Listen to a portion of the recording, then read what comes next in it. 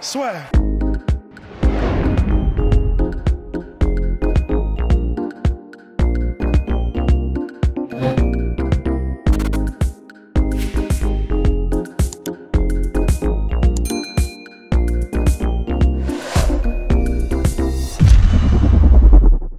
Bonjour à toutes et à tous, bienvenue dans le podcast La Soeur. Bonjour mon cher. Salut Guillaume. Ça faisait longtemps, dis donc. Ah bah ça. Alors là, on va parler du reste de la carte. On va commencer par cette défaite assez triste pour nous. Là, on n'est pas du tout objectif de Volkan Ozdemir face à Magomed Ankalaev. Donc, Volkan s'incline par décision unanime. Il se prend un knockdown notamment. Il est ouvert à l'arcade aussi. C'était très difficile c'était un match-up très difficile pour lui, c'est vrai, face aux gros espoirs de la catégorie. Plus grosse série de victoires en cours pour Magomed Ankalaev. Et là, Volkan qui enchaîne 2 défaites consécutives malheureusement. Ouais, c'est terrible parce que déjà évidemment parce que voilà, on a côtoyé Volkan, on kiffe trop son équipe. Donc voilà, déjà du point de vue humain, ça fait mal. Et puis aussi francophonie, tout ça. Mais c'est vrai que bon, c'est dur parce que Ankalaev, il est hardcore bon. Il a vraiment, à part sa défaite surprise entre guillemets contre Paul Craig, dans les toutes dernières secondes et surprise, il a vraiment prouvé que c'était un des gros dangers en light heavyweight. Donc c'était, je pense qu'un Volkan au top de son game, comme il l'était il y a quelques combats, vraiment je pense que là il y avait la place. Mais voilà, il a été très bon en Ankalaev. Il a réussi à doubler, donc en striking particulièrement, Volkan, même en anglaise, etc., surtout en anglaise. Et ouais, voilà, un peu triste pour Volkan. Et bravo Ankalaev quand même, mais voilà, ça fait un peu chier, quoi.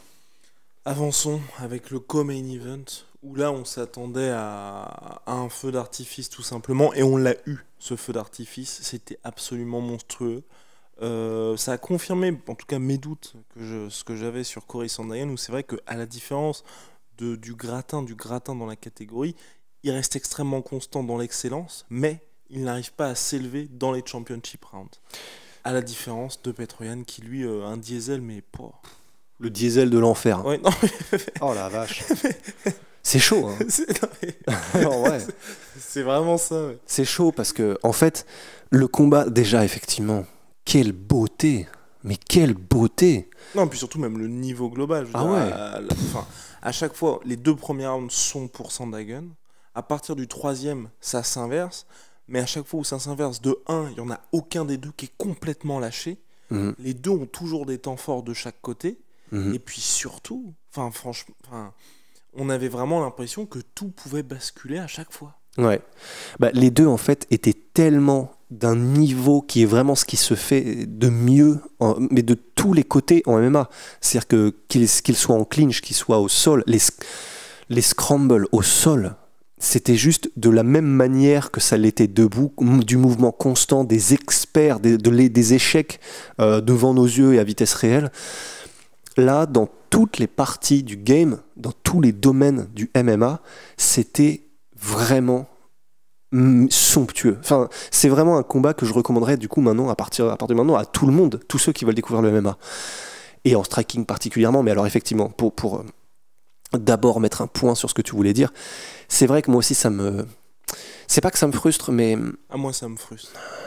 Parce qu'en fait, voilà, ce qui nous a frustrés... Ça fait 2 fois que ça arrive. C'est que Sandhagen, là, le combat était serré, très serré. Même si bien sûr il y avait le diesel No Mercy, Petroyan, qui revenait clairement, et vraiment il commençait à choper le rythme, il commençait à choper la distance, il commençait à choper le timing de Sandhagen. Il fait ce que Petroyan fait à chaque fois, c'est-à-dire que les premiers rounds, quand il est face à des José Aldo, face à des Cory Sandhagen, il brille peut-être pas, mais il n'est jamais largué. Mais par contre, plus le temps avance, plus il commence à te calculer, à te comprendre, à te lire, et plus ça devient pour toi un compte à rebours et grosso modo un rouleau compresseur qui ne s'arrêtera plus. Non, mais ça, au bout d'un moment, la courbe se croise et vraiment, ça ne s'inverse plus. Ça ne s'inverse plus. Mais en revanche, effectivement, notre frustration, en fait, elle naît de le dernier round avec Cory Sandhagen. Il était frais. Il a, entre les rounds, entre 4e et 5e, un moment trop stylé où Sandhagen est donc dans son coin, il est assis sur son tabouret. La caméra est sur lui, on voit pas comment est Petroyan. Mais en gros, Sandhagen 4e round d'un combat pour le titre, et en gros, tu le vois regarder donc l'autre bout de l'octogone, donc Petr Yan probablement, qui lui-même doit être assis et le regarder aussi, et t'as Son Goku qui fait « What ?» Enfin, en français, quoi ? Qu'est-ce qu'il y a ? Pourquoi tu me regardes, toi ? Mais vraiment en mode, donc, il y a quoi ? Enfin, il y a, de toute façon, j'arrive, t'inquiète pas mon pote. Enfin, c'est vraiment une attitude vraiment, le combat Adesanya Gastelum, tu vois, c'était autre chose parce que là, ils puisaient au fond d'eux-mêmes. Là, c'était juste un combat tellement d'élite, mais les deux restaient frais physiquement, ils se faisaient toucher, mais ils restaient quand même très conscients, lucides et encore là. C'était pas exactement les mêmes dynamiques, mais c'était tout aussi stylé dans ce genre-là, quoi.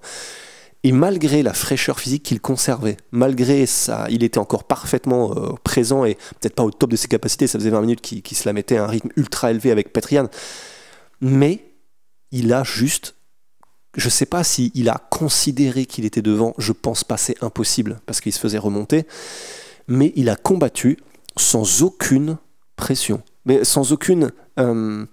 sentiment d'urgence sans aucun sentiment d'urgence, Sandhagen. Et ça, je n'ai pas compris, je crois que tu n'as pas compris. Qu'il le fait.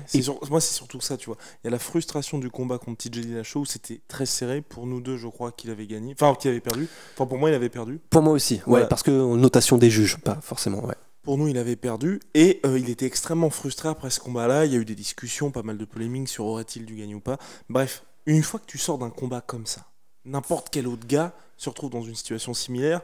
Le 4e, ok, peut-être pas, mais au moins le 5e, tu sais que c'est quand même assez là ici. Tu te dis, on va y aller, tu vois. Quitte à risquer de se faire mettre KO, mais tu vois, au moins, tu vas à fond pour ne pas avoir ce regret-là, parce qu'on est dans une situation similaire où cette fois-là, clairement, je pense que pour tout le monde, il a perdu le combat, mais il était extrêmement déçu à la fin, parce que 2e défaite par décision, et 2e défaite où, mine de rien, il y avait un petit peu de place. Je dis pas qu'il aurait gagné, mais...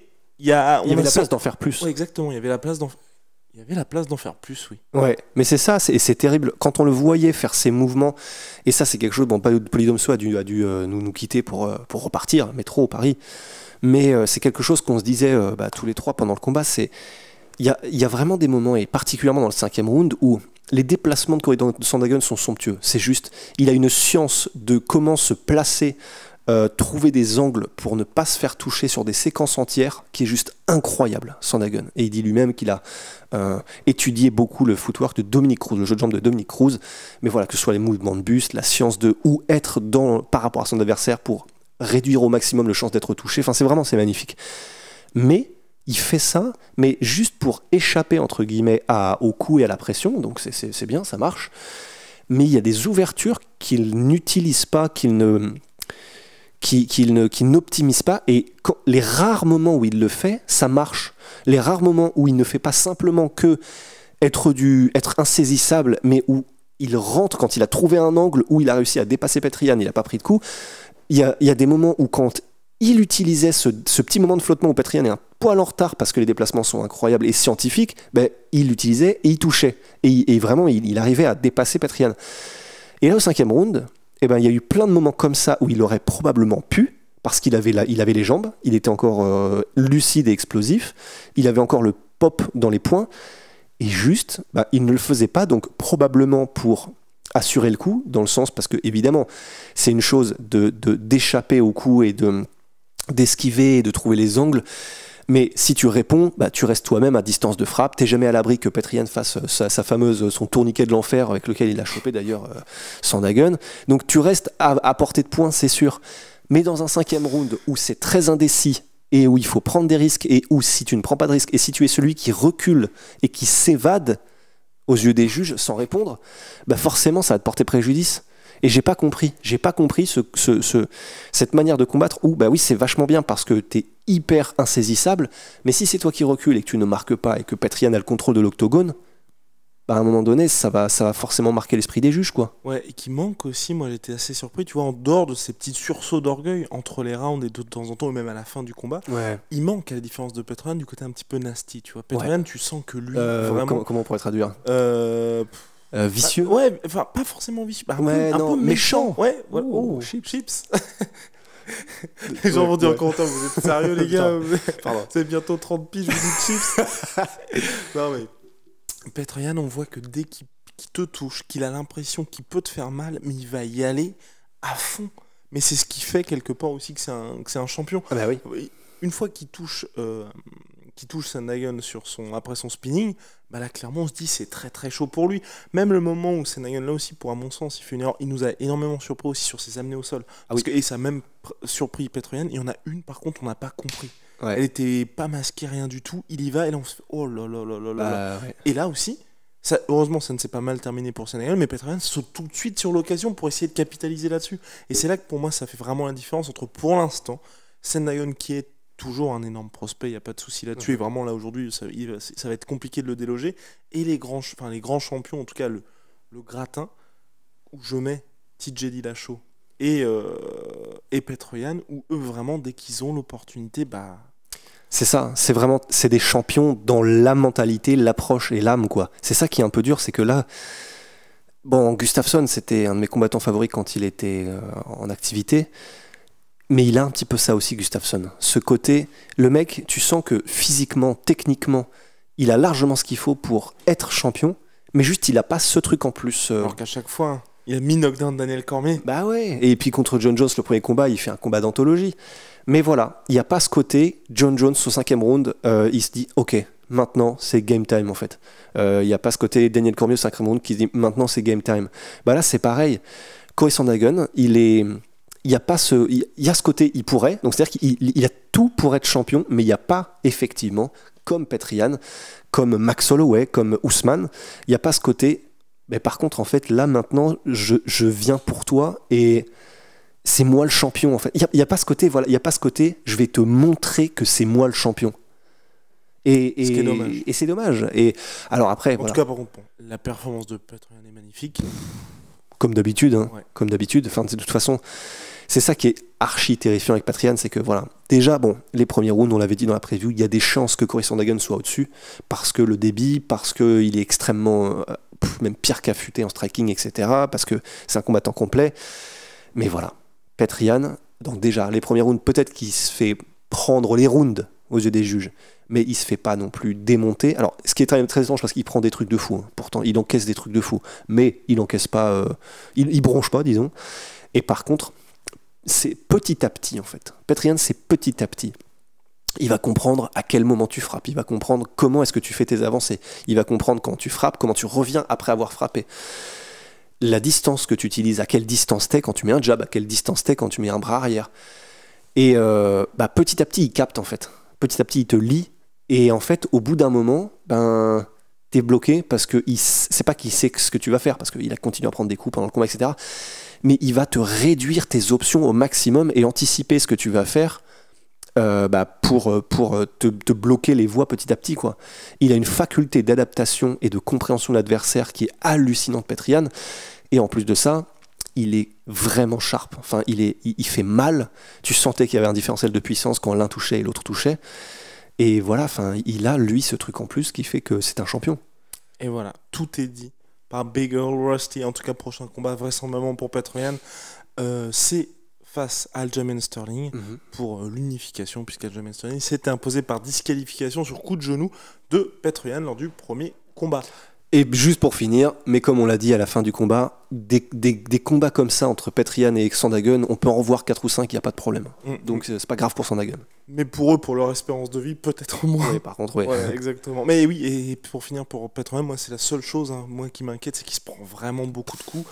Et à continuer d'être comme ça, avoir ce côté un petit peu mine de rien, tu vois, insubmersible pour l'instant, je pense qu'à un moment donné, au cours de sa carrière, tu vois, au bout de 2 rounds, il ne pourra plus. Donc, c'est ça. Contre Aljamain Sterling, on n'a pas eu ça, mais c'est vrai que face aux très très bons strikers, moi, ça m'inquiète un petit peu. Parce qu'il y en a quand même pas mal dans cette catégorie Bantam aussi. Ouais, et puis qui frappe dur. Et puis là, il a encaissé des genoux sautés de Sandhagen. Il a encaissé vraiment, mais il a encaissé des trucs pleines balles, des trucs de fou, même des coups au corps et tout. Enfin, c'est vrai qu'on se demande vraiment.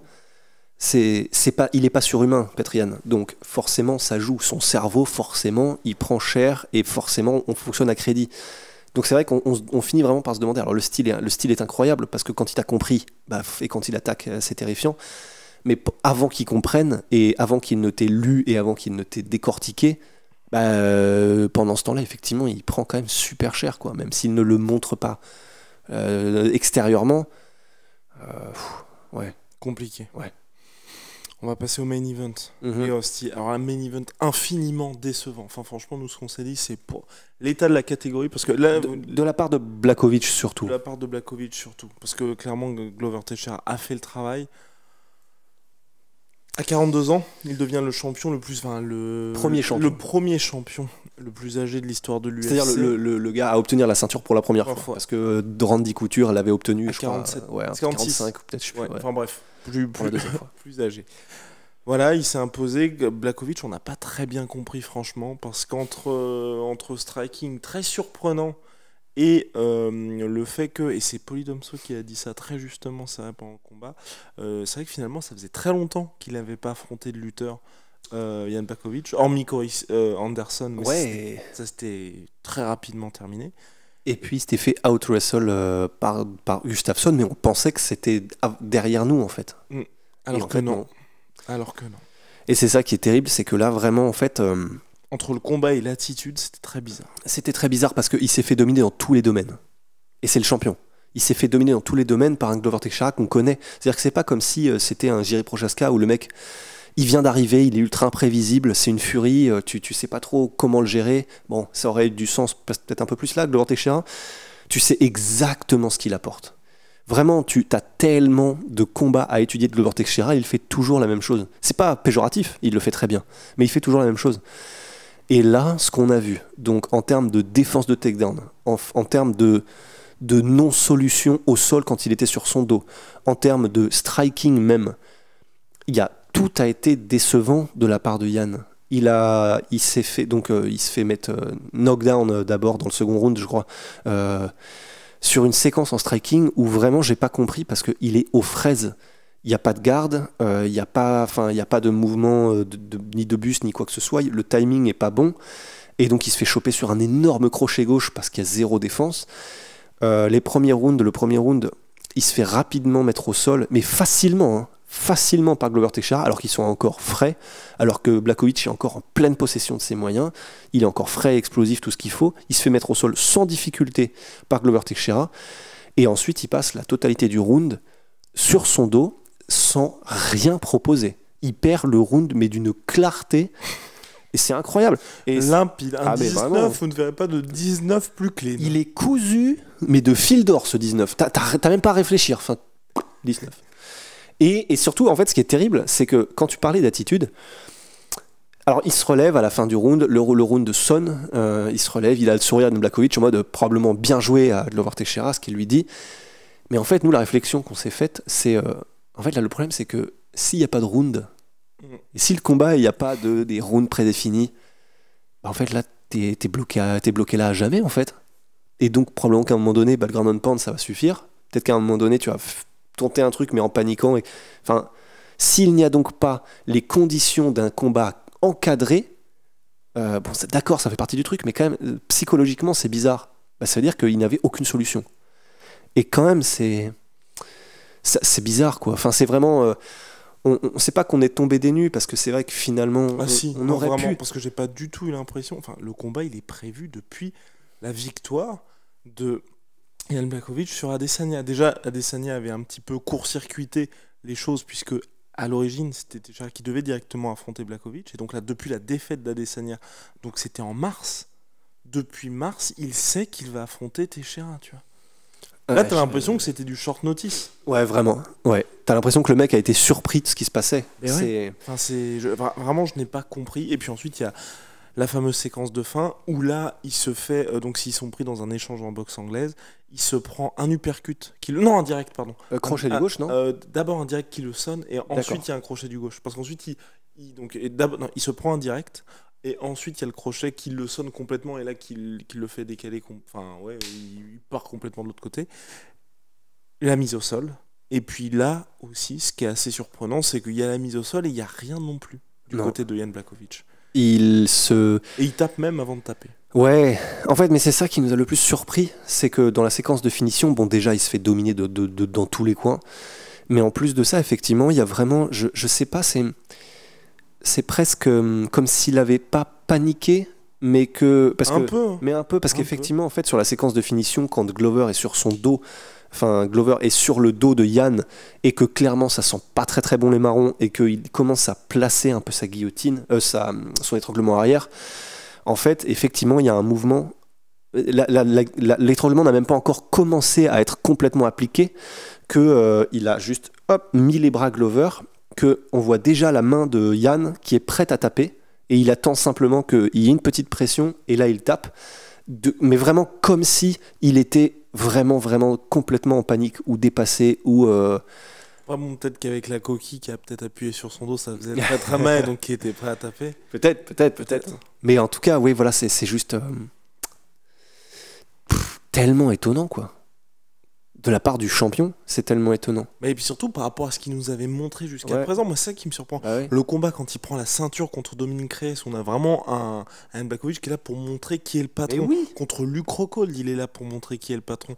Contre Adesanya, il a un superbe game plan. Ouais. Donc c'était complètement différent. Cette fois-ci c'était lui qui était dans la position du lutteur, mais il respecte à la lettre ce game plan. Et là oui d'ailleurs on s'est complètement planté pour le pronostic, mais parce que vraiment moi je m'attendais à quelque chose de différent de la part de Jan Blachowicz. Là vraiment bizarre, juste quelqu'un qui était dépassé par les événements tout simplement, et d'un autre côté un Glover Teixeira qui lui a récité. Donc finalement ça fait une victoire nette et sans bavure de Glover, qui affrontera Prochaska prochainement. Par contre pour Blachowicz je suis assez inquiet, j'espère qu'il y aura des petites interviews pour savoir un peu ce qui s'est passé, parce que là c'est très bizarre ce qui et puis techniquement enfin c'est la mentalité, peut-être qu'il y avait un truc qui clochait, mais juste techniquement ou peut-être trop d'appréhension sur le sol aussi. Je sais pas, franchement, je sais pas. Vraiment, c'était tellement dépassé techniquement, je sais pas. Parce qu'on a vraiment pas trouvé son côté aussi incisif, même debout. En tout cas, bravo à Glover. Ça faisait chaud au cœur, parce que quand on sait par quoi il est passé, c'est tellement mérité. Ancien partenaire d'entraînement de Chuck Liddell. Ouais, de Chuck Liddell. Il a une histoire de vie qui est pas évidente non plus. C'est vraiment le vétéran, tu vois. Ça fait chaud au cœur de la même manière que ça a fait chaud au cœur pour Bisping, tu vois. Un gars qui a tellement tout connu, il a eu d'abord ce premier title shot contre John Jones où il se fait vraiment dominer, c'est terrible. Pour une première défaite à l'UFC. Mais il n'abandonne pas, il reste là. Des défaites, mais il continue, il reste, et à 42 ans, après tout ce qu'il a vécu, il obtient la ceinture, et vraiment, enfin, c'était un beau moment, émotionnellement, c'était un super moment. Ça fait plaisir pour lui, c'est presque un, voilà. Continuez de croire en vos rêves, c'est ce qu'il a dit à Absolument. Dana White au micro de Daniel Cormier. Peut-être qu'il le disait à Dana White. Peut-être qu'il le disait à Dana White aussi. Mais voilà, c'était un très beau moment. C'est mérité pour Glover, ne serait-ce que pour l'ensemble de sa carrière, pour le fait qu'il soit encore là, le fait qu'il était au top de son game. Donc voilà, pour Glover, c'est incroyable, c'est super, ça fait plaisir, quoi. Voilà, c'est tout pour nous. En tout cas, j'espère que vous avez apprécié autant que nous cette UFC 267. On s'est régalé. 267, en plus, horaire descente. Exactement pour nous en France. On a passé une très bonne soirée. C'est ce que Rust a dit. Et quand Rust dit j'ai passé une bonne soirée, alors j'ai passé aussi une bonne soirée. Donc vous avez aussi passé une bonne soirée. Enfin bref, à la prochaine. Big shout out My Sweet Pea, My Sweet Protein, moins 38% sur tous mes protéines avec le code la sueur. Venom aussi. Shout out à Venom, sponsor de l'UFC, sponsor de la sueur. Et puis Tsume, à qui l'on doit notre superbe déco. Allez, see ya. See ya.